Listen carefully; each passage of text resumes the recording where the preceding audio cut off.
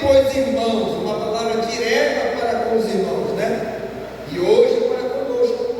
Tendo, irmãos, ousadia para entrar no santuário pelo sangue de Jesus. Ousadia, meus amados, é coragem. Ele estava dizendo, irmãos, tenha coragem, tenha ousadia, não tenha medo. Lance fora o medo é desnecessário. Quando entrarmos diante do Senhor Deus, nós não podemos dar lugar ao medo.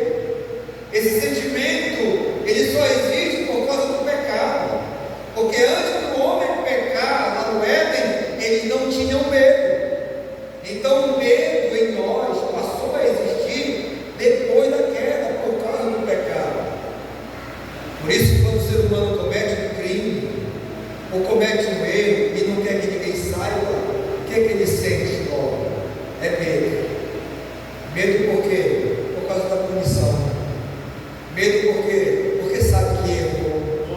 Aí o medo vem. Então, diante do nosso Deus, que é justo e santo, através do sangue de Cristo, Ele diz, olha, não tenha medo. E se chegar a mim, eu recebo você. Eu quero você. É isso que Deus está dizendo em outras palavras. Não precisa ter medo, não dê lugar ao medo. Tenha coragem, tenha ousadia. E se diante de Deus você tem coragem, pelo sangue de Cristo, diante das adversidades, você não terá medo. A coragem está lá com você. Você vai superar o medo. Amém? Pelo novo e vivo caminho que Ele nos consagrou, pelo véu, isto é, pela sua carne, ou seja, pela sua morte.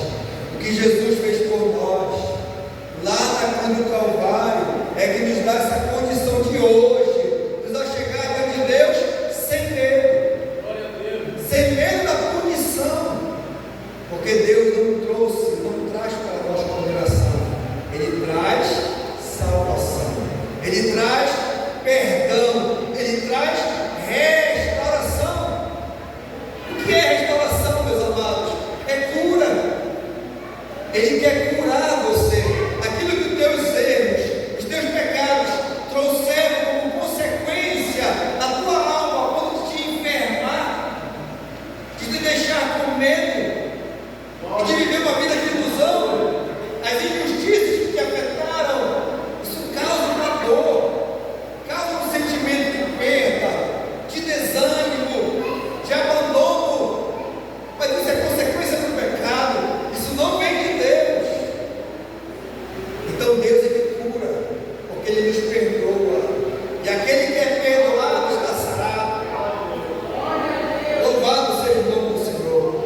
Cheguemos com verdadeiro coração, em inteira certeza de fé.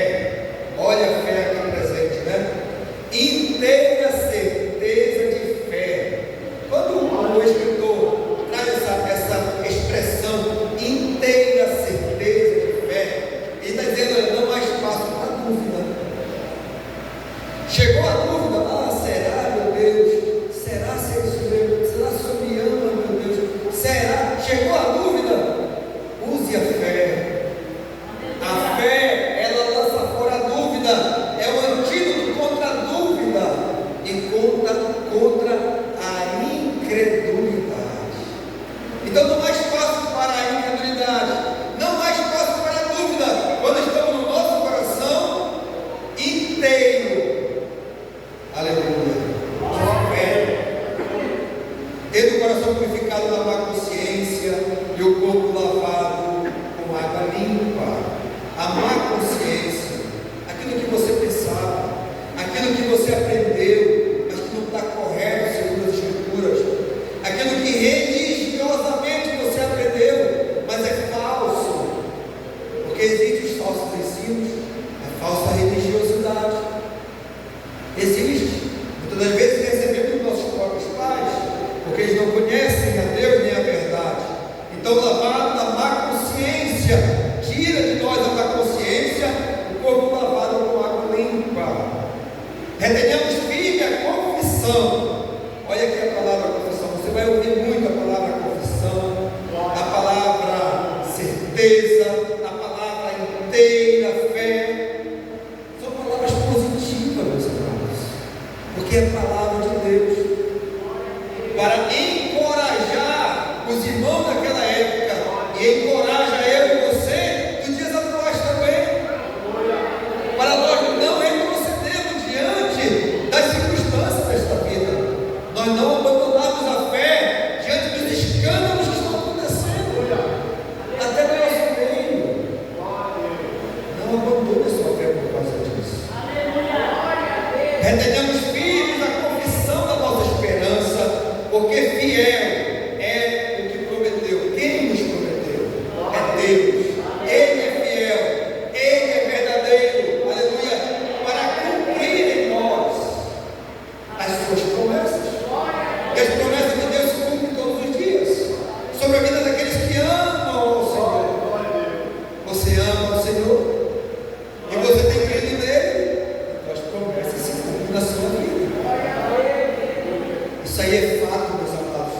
Não há questionamento sobre isso. Nos encorajado, renovado a fé, mantido a convicção, na esperança, naquele que nos prometeu que é Deus, não é homem. A nossa esperança não está no homem. Aleluia, a nossa salvação não provém do homem, mas do próprio Deus.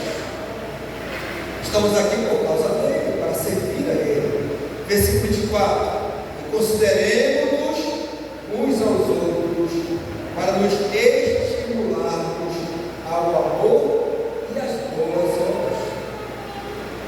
Amém? Mas então ele diz: olha, diante dessa situação, nós devemos também o quê? Considerarmos aos outros. Está falando aqui do amor fraternal, está falando aqui da empatia, se colocar no lugar do outro, considerando uns aos outros para nos estimularmos ao amor, amor fraternal, amor altruísta, ou seja, amor que agrega, amor que traz para próximo. Esse é o amor de Deus. Qualquer expressão de amor contrária a isso não provém de Deus, porque o amor altruísta é aquele que faz com que nós não pensemos em nós mesmos somente, nós possamos pensar também no outro, na necessidade do outro, aleluia, no momento em que o outro está vivendo, não deixando a nossa congregação, como é costume de alguns, antes admoestando-nos uns aos outros. Admoestar, meus amados, aqui é aconselhar. É quando você diz para o irmão que às vezes não quer ir na igreja, porque está com preguiça, né? Ou desanimado, triste por alguma coisa, você vai até ele ou até ela e o aconselha. Dá um conselho, faz um convite. Diz: não, vamos à casa do Senhor. Vamos lá, porque lá ele se renova, né? Lá ele se revê os irmãos. O amor fraternal é colocado em prática. Precisamos vir à casa de Deus. Não podemos abandonar a casa do Senhor. Então, todos esses ensinamentos e aconselhamentos que encontramos aqui nesse texto sagrado vai culminar. O desfecho é o versículo 39, que eu quero destacar, já indo para a nossa conclusão, quando diz: nós, porém, não somos daqueles que se retiram para a perdição, mas daqueles que creem para a conservação da alma. A salvação, meus amados, ela não é um momento apenas. A salvação, ela não só acontece no dia em que aceitamos a Jesus. No dia em que aceitamos a Jesus, no dia que você disser ou disse: eu aceito a Jesus, e nele você confiou, depositou a sua fé, ali começa o processo, ali começa a sua caminhada, ali é o começo. A salvação, ela precisa ser concluída. Enquanto estamos vivos, nós vivemos em salvação dia após dia, até a nossa morte, até a nossa partida, até o arrebatamento da igreja. É assim que nos ensina a palavra do Senhor. Então ele diz: olha, falando a respeito da vida de Jesus, no versículo 17, né? Vocês lembram?